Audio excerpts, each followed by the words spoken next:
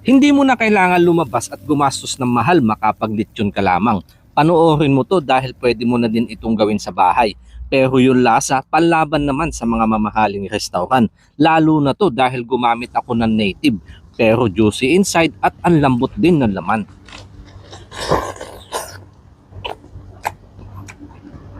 May counting space kaya nag-alaga ako ng manok dito sa harap ng bahay upang sa ganun may mahuhugot kapag napapaibig ng pangulam.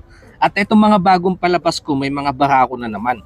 Mayroon na akong gamit at hindi naman pwede magsama-sama sila sa isang kulungan kaya kailangan ko nang magbawas habang medyo bata pa, mga 5 to 6 months. Agad lang akong tumawid sa likod bahay upang dito malinisan. Minabuti ko na nga lang na hindi ipakita para naman sa mga kanayan nating medyo maselan.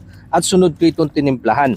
Nag-umpisa lang ako sa 10 cups of water, saktong tubig pang lubog lang sa karne, saka 1/4 cup ng asin. Naglagay din ako ng 6 na tablespoon ng toyo, 6 na tablespoon din ng liquid seasoning at 6 na tablespoon din ng oyster sauce. Pwede nang magamit to kahit hanggang sa 4 na lechon. At panghuli, paminta. Pinaghalo-halo ko lang ito saka binabad yung manok. Binalot ko lang sa plastic saka pinasok sa rep. Imamarinate ko ito ng hanggang magdamag upang sa ganun manuot ng husto ang lasa ng mga ginamit nating sangkap.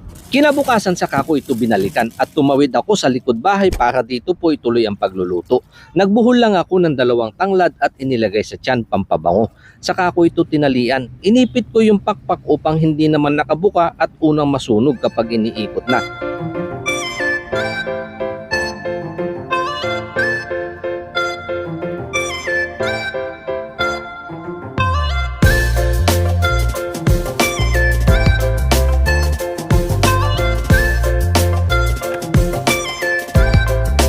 Pagkatapos ko matalian, sunod ko lang itong itinuhog at isinalang. Medyo makapal po ang laman kaya ang tansya ko dito nasa mga 1 oras. Alas 10 ng umaga nang ako'y mag-umpisa. Mga alas 11, ayos na. Sakto para sa magiging pananghalian. At hindi ko itinapon yung aking pinagbabaran dahil ito din ang gagamitin ko na pampahid sa kanyang balat. Pagsapit ng alas 11, yung balat medyo golden brown na. Pero sa tingin ko medyo hilaw pa kaya nagdagdag pa ako ng 30 minutos upang mainin ng husto at gusto ko yung balat medyo sunog. Kaya inayos ko lang muna yung aking gagamiting sausawan. Naglagay ako ng toyo sa isang mangkok na may giniling na sibuyas, saka sili at paminta. Sinamahan ko lang ito ng 3 kalamansi na pangpaasim at liquid seasoning, ayos na. Saka ko binalikan yung lechon na sa tingin ko naman luto na. Sakto, alas 11:30 ng umaga, yung tiyan ko medyo dumadagundong na. Saka ko ito hinango upang mapalamigan ng ilang minuto at tinanggal ang tali. Ito ang lechon na version ko. Ala Kenny Rogers, native lechon, pero siyempre mas masarap to dahil organic ang manok na ginamit ko. Eto na po yung ating lechon. Napakabango. Thank you Lord sa panibagong araw, panibagong biyaya. Nilalapit ko po ito na basbasan upang sa ganun magsilbi lakas sa aking pangatawan. Amen. Na natin patagalin yan. Tingnan nga po natin kung magandang pagkakaluto. Wow! Juicy. Dry po yung balat niya pero yung loob, nagkakatas.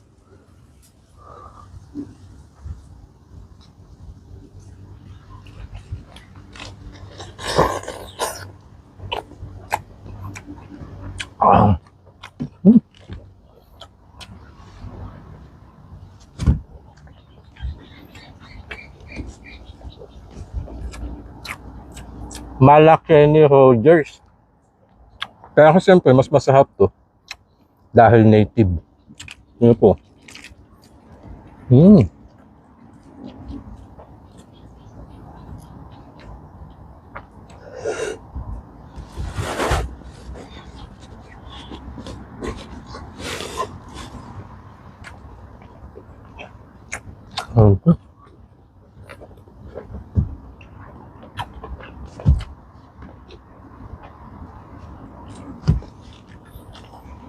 Ang lambot niya.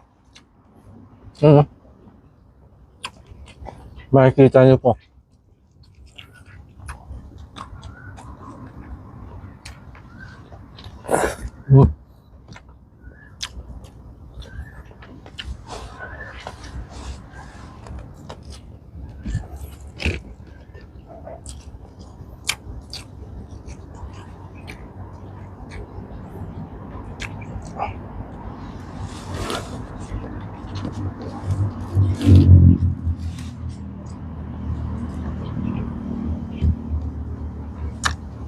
Tsaka yung sausawan.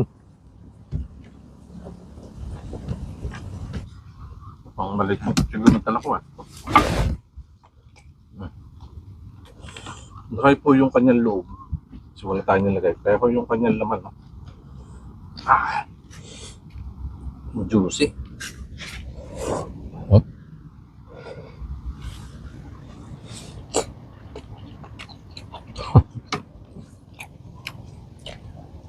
Hindi ko pa gagalawin tong kalahati para naman pagdating nila ng mga bata, misis.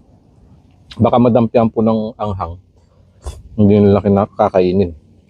O, ito lang. Balat.